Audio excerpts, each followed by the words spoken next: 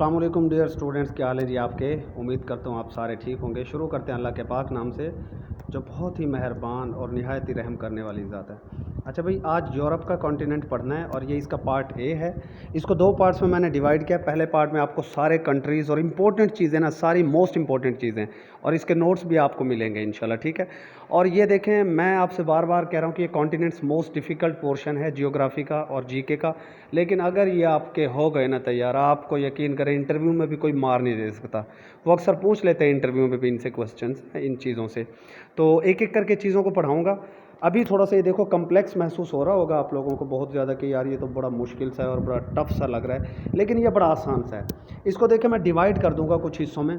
ये वाला जो एरिया है ना, इस एरिया को कहा जाता है, इसको मैं 1 नंबर दे रहा हूँ, इस एरिया को कहा जाता है जनाब आपके पास स्कैंडिनेवियन कंट्रीज़, ठीक है, स्कैंडिनेवियन।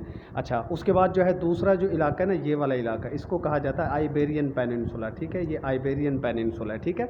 ये आपके पास दूसरा हिस्सा हो गया। उसके बाद यहीं पर ये जो ऊपर ये 2-3 कंट्रीज़ पढ़ते हैं, इनको कहा जाता है बाल्टिक स्टेट्स। क्या कहा जाता है? Baltic states. तो ये तीसरे नंबर पर आ गई बाल्टिक स्टेट्स। उसके बाद चौथे नंबर पर हमारे पास आ जाएगा जनाब इटालियन पेनिनसुला। ये जो इटली का ये जो लंबा सा जूता सा, इटली को कहा भी जाता है कि शू शेप किस मुल्क की है, तो वो इटली की है। तो ये आपके पास चौथे नंबर पर आ जाएगा इटालियन पेनिनसुला। उसके बाद 5वें नंबर पर हमारे पास ये जो रीजन पड़ा हुआ ना, ये वाला रीजन, इसको कहा जाता है बाल्कन रीजन। क्या कहा जाता है इसको? बाल्कन रीजन या बाल्कन पेनिनसुला। ये 5, ये एक एक करके मैं सेपरेट स्लाइड्स में आपको पढ़ाऊंगा, ठीक है। उसके बाद जो है ना, ये वाला जो एरिया है, ये वाला एरिया, ये नियर रशिया एरिया है आपका, जो रशिया के करीब करीब एरिया है ना। ये जो यूक्रेन है, बेलारूस और यूक्रेन के साथ रशिया के तनाज़ात भी हैं, आपको अच्छे तरीके से मालूम है। अच्छा, उसके बाद जो है ना, ये जो कुछ कंट्रीज़ हैं, ये जो बीच में रह जाएंगे, ये आपका कहलाएगा क्या कहलाएगा जी? Central Europe. ये आपका 7वां हिस्सा होगा जिसे आप सेंट्रल यूरोप कह देंगे। तो मुझे उम्मीद है कि यहाँ तक आपको इन चीज़ों का पता चल गया होगा, ठीक है जी। चले जी, अब एक एक करके चलते हैं। अब सबसे पहले तो मैं आपको ये बता दूं कि इसके अंदर अगर आप ये देखें ना, कि अगर आपसे कोई पूछ ले कि यार ये बताओ कि एशिया के अंदर, सॉरी यूरोप के अंदर लार्जेस्ट कंट्री कौन सा है, तो यार ये रशिया ही है लार्जेस्ट कंट्री। उसकी वजह क्या है कि रशिया जो है यूरोप में भी आता है और एशिया में भी आता है। लेकिन अगर कोई आपसे यूरोप का लार्जेस्ट कंट्री पूछ ले तो वो रशिया ही माना जाएगा। एशिया का भी रशिया और यूरोप का भी रशिया। और स्मॉलेस्ट कोई पूछ ले तो वो है जनाब वेटिकन सिटी। वो इसमें नज़र नहीं आ रहा, वेटिकन सिटी ना एक्चुअली जो है ये इटली का एरिया में यहाँ पर आ जाता है वेटिकन सिटी। तो ये आपको बाद में खैर समझ आ जाएगा। तो सबसे छोटा city smallest country Vatican country है, वेटिकन सिटी है। टोटल कंट्रीज़ कितने हैं ये आप बताएंगे। और यूरो करेंसी को कितने ममालिक इस्तेमाल करते हैं यूरोप के, वो भी आप मुझे बताएंगे। आपको मैं ये बताता चलूँ कि यूरोपियन यूनियन में पहले 28 ममालिक थे, करंटली 27 हैं। ये बाद में तब्दील भी हो सकते हैं, आज की डेट की बात कर रहा हूँ, ठीक है। तो ये करंट अफेयर्स के क्वेश्चन हैं जो आपसे पूछे जा सकते हैं। और यूरो को करंटली कितने ममालिक यूज़ कर रहे हैं और यूरोपियन यूनियन का कैपिटल कहाँ है, ये सवाल मेरे आपसे हैं। अच्छा जी, एक एक करके आप पढ़ते हैं। सबसे पहले मैं आपको जो रीजन पढ़ाऊँगा वो होगा स्कैंडिनेवियन रीजन। परेशान ना हो, इनके नोट्स आज मैंने बनाए नीचे वाइट बोर्ड के ऊपर लिखकर, वो आपको जो है बिल्कुल बेहतरीन करके मिल जाएगा। लेकिन आप इन चीज़ों को समझिएगा और सुनिएगा बस, ठीक है। सबसे पहले हमारे पास आ जाता है जनाब जो आपका रीजन है जिसे स्कैंडिनेवियन रीजन कहा जाता है। देखिए ये थोड़ा सा ऑरेंज कलर में आपको नज़र आ रहा होगा।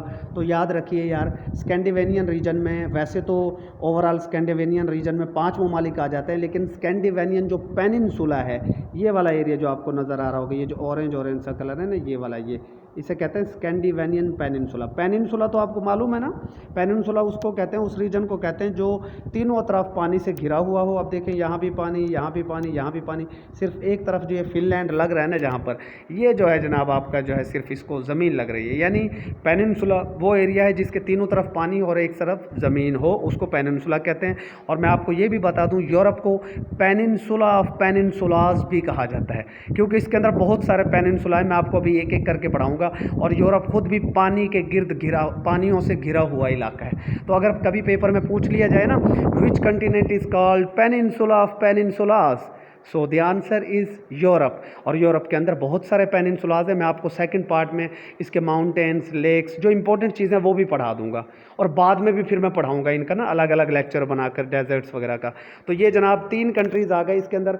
नंबर 1 ये स्वीडन आ गया आपके पास, ठीक है, स्वीडन पहला मुल्क है इसका, नॉर्वे है और ये डेनमार्क है। अब ये 3 ममालिक हैं जो स्कैंडिनेवियन कंट्रीज़ कहलाते हैं। अब बच्चे कहते हैं कि सर इनको याद कैसे करें, ये तो भूल जाते हैं सर, इनको तो भूल जाने का ख़तरा है। तो कोई मुश्किल नहीं है, ट्रिक आपको बता देता हूँ।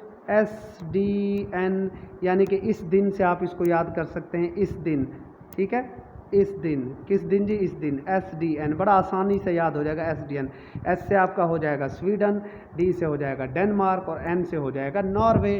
तो 3 ममालिक आ गए इसमें, और स्कैंडिनेवियन कंट्रीज़ का तकरीबन सबका कल्चर वगैरह सेम है। तो ट्रिक क्या हो गई, इस दिन SDN, इस दिन SDN, इस दिन SDN, यानी कि स्वीडन, डेनमार्क और नॉर्वे, और स्वीडन, डेनमार्क और नॉर्वे। अच्छा, उसके बाद यहाँ पर एक ये आइलैंड आया हुआ है, ये जनाब आपके पास है, ये वाला आइलैंड आपको नज़र आ रहा होगा, ये आपके पास है जनाब फेरियो आइलैंड, और ये आपके पास नेक्स्ट आ रहा होगा शेटलैंड आइलैंड। ये डेनमार्क से बिलोंग करते हैं, ठीक है जी।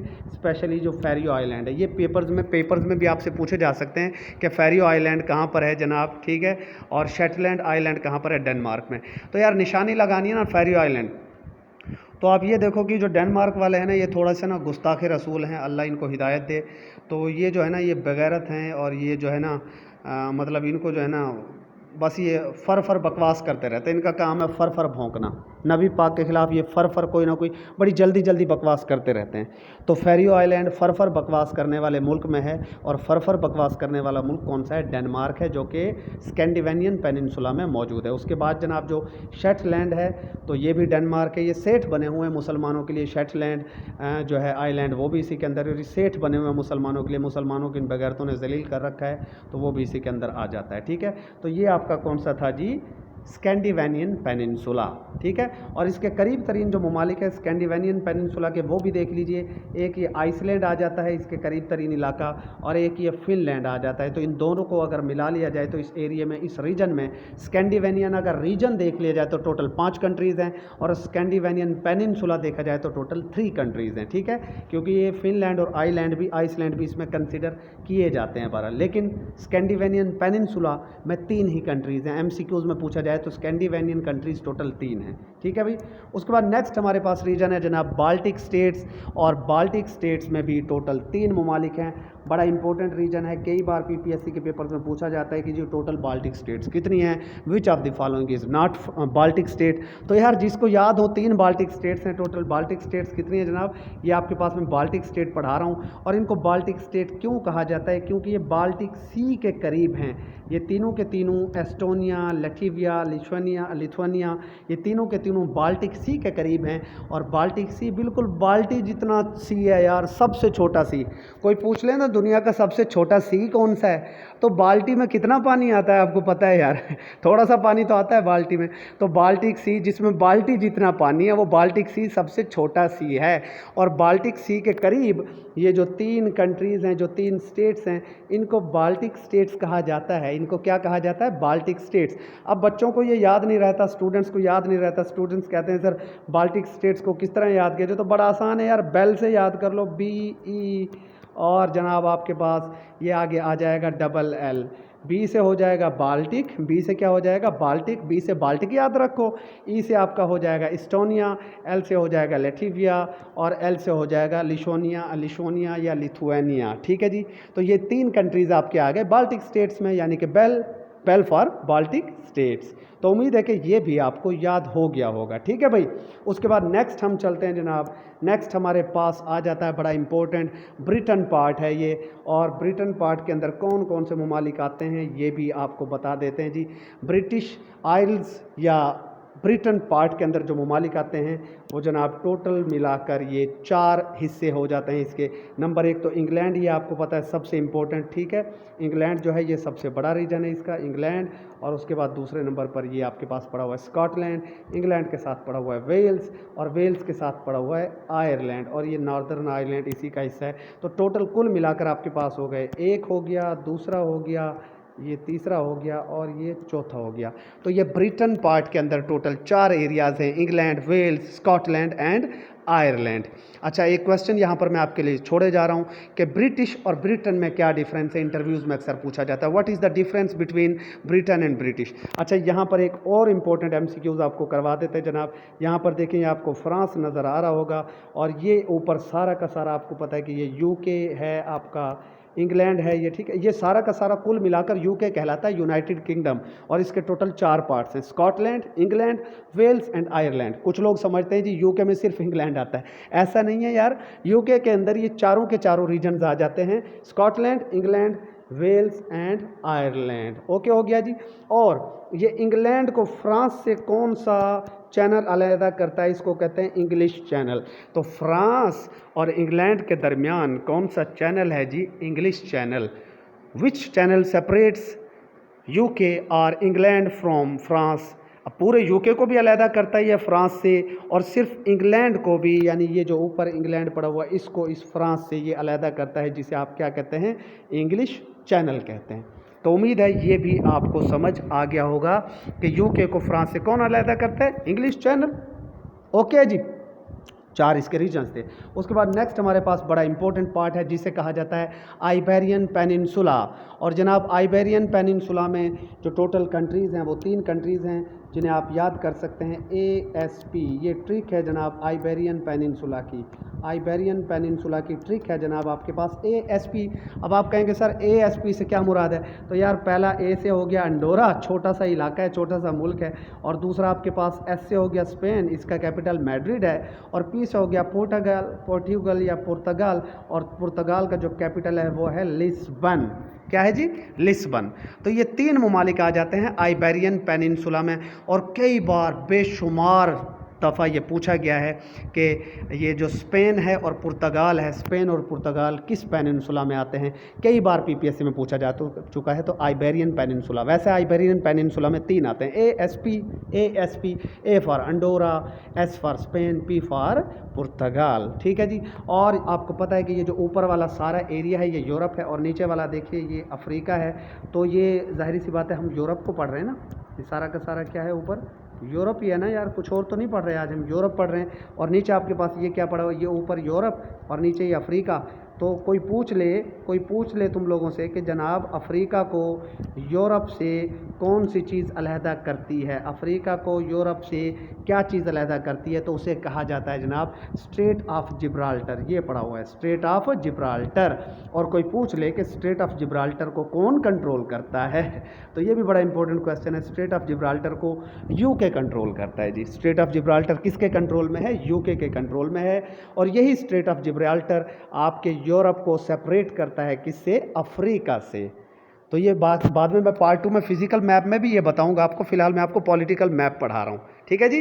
तो क्या हो गया जी, आइबेरियन पेनिनसुला में 3 बेसिक कंट्रीज आ गए, ASP, A for Andorra, S for Spain and P for Portugal. ठीक है जी। तो ये आपके पास इनके कैपिटल्स भी आ गए, स्पेन का कैपिटल मैड्रिड, पुर्तगाल का कैपिटल लिस्बन। ठीक है जी। और यूरोप को अफ्रीका से कौन अलहदा करता है, जिब्राल्टर, जो कि UK के कंट्रोल में है। तो मुझे उम्मीद है कि यहाँ तक ये बातें आपको समझ आ गई होंगी।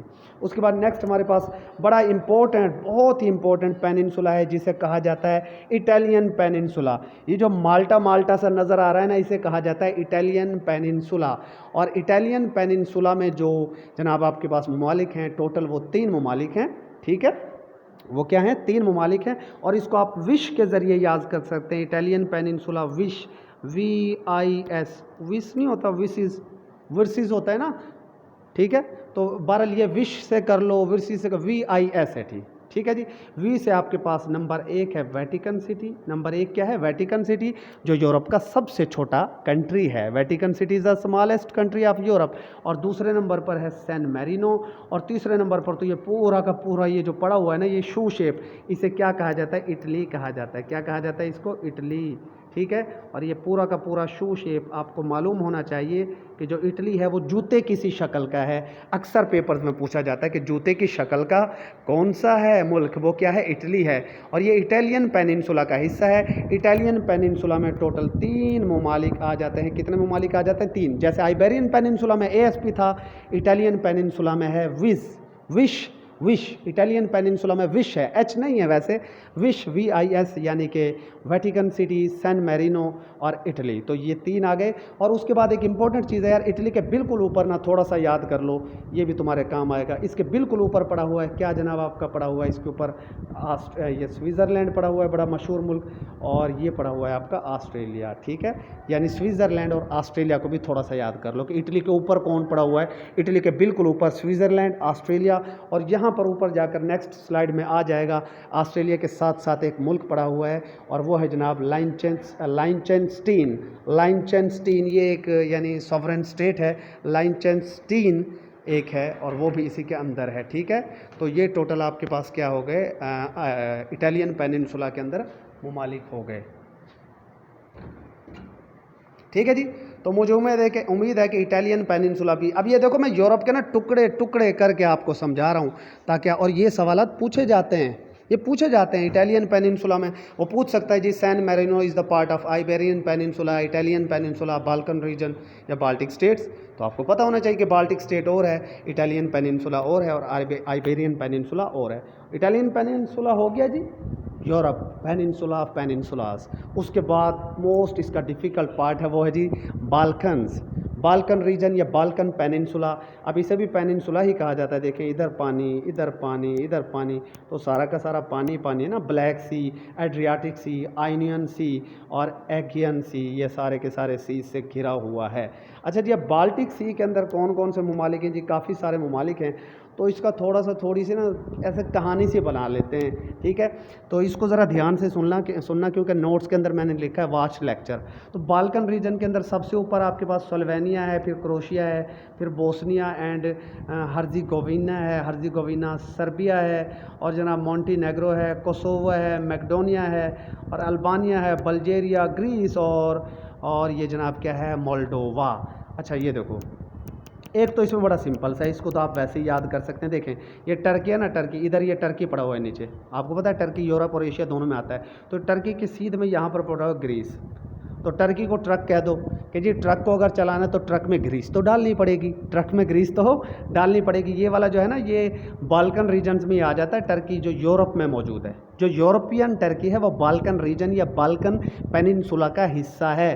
तो टर्की के साथ साथ कौन सा पड़ा हुआ, ग्रीस। और आपको पता ही होगा इसी टर्की और ग्रीस के दरमियान एक इलाका है जिसे साइप्रस कहा जाता है, और वो इन दोनों के दरमियान एक मेजर इशू है, कन्फ्लिक्ट है। Cyprus issue Turkey and Greece के दरमियान है, कई बार PPSC में पूछा जा चुका है। यही टर्की और ग्रीस बाल्कन रीजन में मौजूद हैं। ठीक है जी, उसके बाद थोड़ा सा ऊपर से चलते हैं, एक कहानी सी बनाते हैं यार, ऊपर से चलते हैं और एक कहानी बनाते हैं। कहानी क्या बनाते हैं, देखो जी, शॉर्ट स्टोरी से बना लेते हैं कि जनाब एक क्रो था। ठीक है, ये है ना क्रोशिया, एक क्रो था और वो बड़ा स्लो काम करता था। क्रो बड़ा स्लो था भाई, क्रो जो है बड़ा स्लो था। उसके बॉस ने जब देखा ना, BOS बॉस ने उसको देखा, तो बॉस से जनाब क्या हुआ, बॉस से जो है सर्बिया सब्र नहीं हुआ, बॉस से सब्र नहीं हुआ, बॉस से सब्र नहीं हुआ। तो जब बॉस से सब्र नहीं हुआ तो बॉस ने क्या किया जनाब, बॉस ने जनाब क्या किया, यहाँ पर एक निशानी लगा लेते हैं। बॉस ने जनाब, आप ये देख लो जी, कस के, यहाँ पर कोसोवो लिखा है तो बॉस से सब्र ने, और बॉस ने कस के उसकी क्या की, कस के उसकी जनाब जो है, कस को इसको जो है ना बल्ले से मारा। बल्गेरिया कह लो कि कस को उसको बल्ले से मारा, और जनाब उसका बस इतना यहाँ तक याद कर लो। ठीक, यानी पहले मैंने क्या कहा कि स्लो था एक क्रो था, वो एक दफ्तर में काम करता था और वो बड़ा स्लो सा क्रो था, यानी क्रो जो था वो बड़ा स्लो सा था। ठीक है, और जो बॉस था ना, बॉस से फिर जो है सब्र ना हुआ।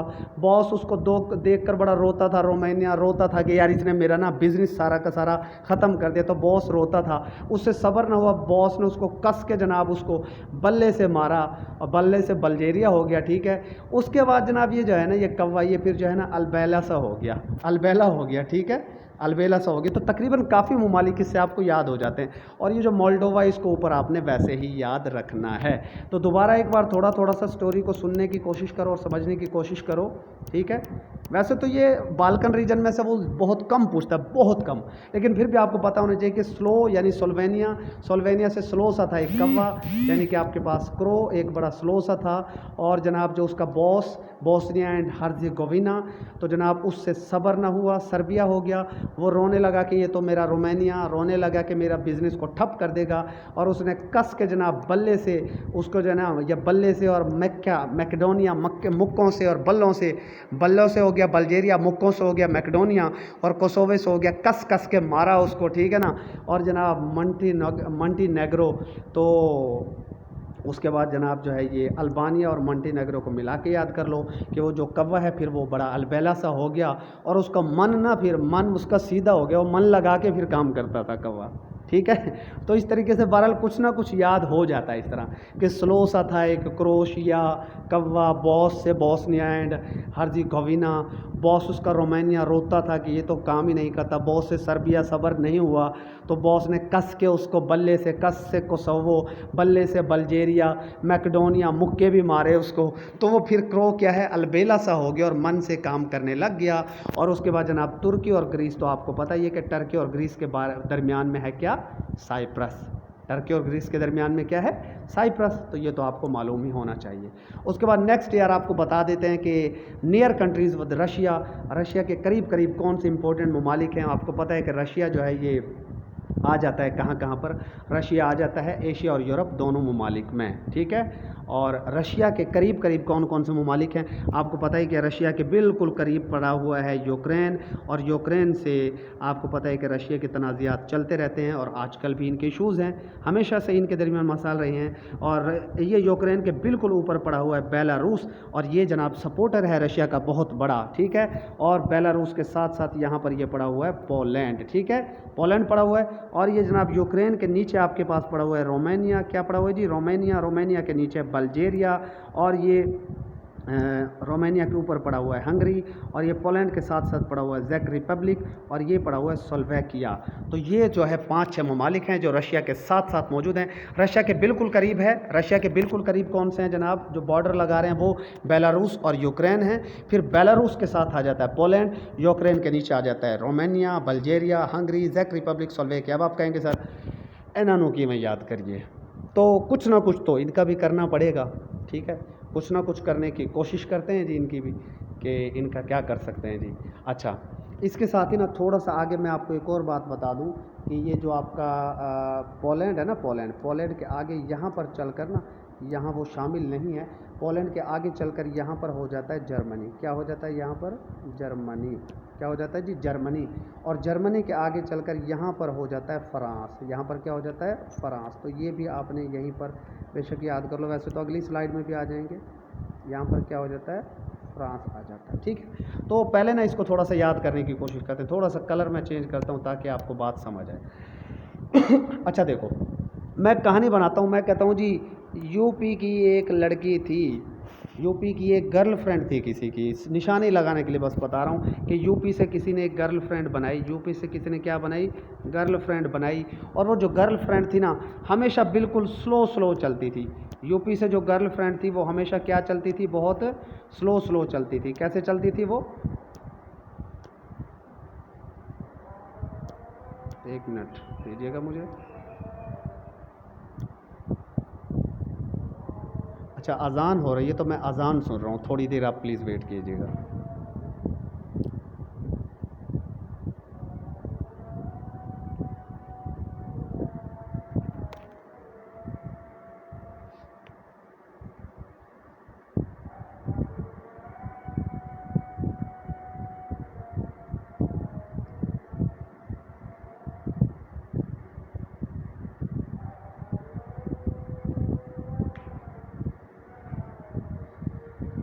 सल्लल्लाहु अलैहि वसल्लम।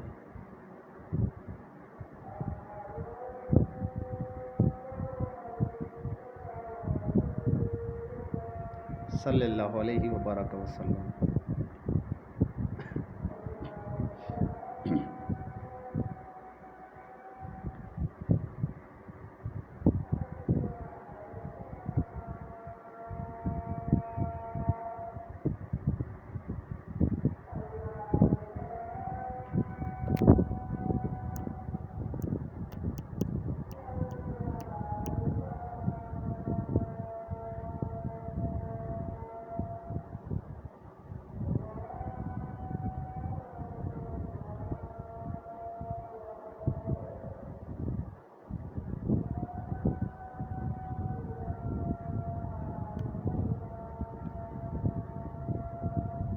शुक्र अल्हम्दुलिल्लाह।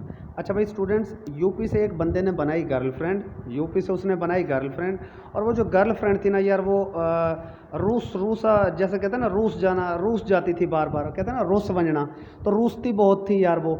और उसके अलावा ना रूसने के अलावा ना वो बड़ी स्लो चलती थी, उसको बंदे को उसने तंग कर रखा था हर वक्त जनाब, उससे चला ही नहीं जाता था, बड़ी स्लो थी वो, ठीक है ना, बड़ी लेज़ी थी और स्लो सी चलती थी। और उसने स्लो चल कर और बार बार जनाब उसको भूख भी लग जाती थी, यानी बार बार वो हंगरी ही रहती थी, वो जो लड़की थी ना उसकी गर्लफ्रेंड, और बार बार स्लो चल कर और बार बार हंगरी होकर उसने उस लड़के को जिच कर रखा था। तो वो लड़का जो है ना बड़ा परेशान था अपनी उस गर्लफ्रेंड। तो ये एक छोटी सी स्टोरी है कि यूपी से एक बंदे ने बनाई गर्लफ्रेंड, और वो कभी रूस जाती थी, रूस कर फिर वो स्लो चलती थी, कभी रूस जाती, रूस कर स्लो चलती, और स्लो चलते भी वो हंगरी हो जाती, और हंगरी होकर उसने उस लड़के को जिच कर रखा था।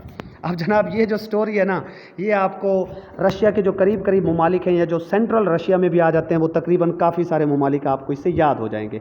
कैसे याद होंगे? यू पे से आपका हो जाएगा क्या, यू से यूक्रेन हो जाएगा आपका, और पी से हो जाएगा पोलैंड, और रूसने से हो जाएगा बेलारूस, यानी वो रूस जाती थी। और आपके पास स्लो वाला यहाँ पर ये आ गया स्लोवेकिया, स्लो चलने से हो जाएगा स्लोवेकिया। और उसके बाद जनाब उसके बाद नेक्स्ट आगे चले ना आप, जी एफ गर्लफ्रेंड थी, यानी कि जर्मनी, जी से हो गया जर्मनी, और एफ से हो गया फ्रेंड, ठीक है, जी से जर्मनी, एफ से हो गया फ्रेंड, स्लो चलती थी, उसको स्लोवेकिया आ गया। और हंगरी यानी उसको बड़ी वो भूख बहुत ज़्यादा लगती थी और उसने उसको जिच कर रखा था, ये आ गया आपका जेक रिपब्लिक। तो ये तकरीबन काफ़ी सारे ममालिक आ गए।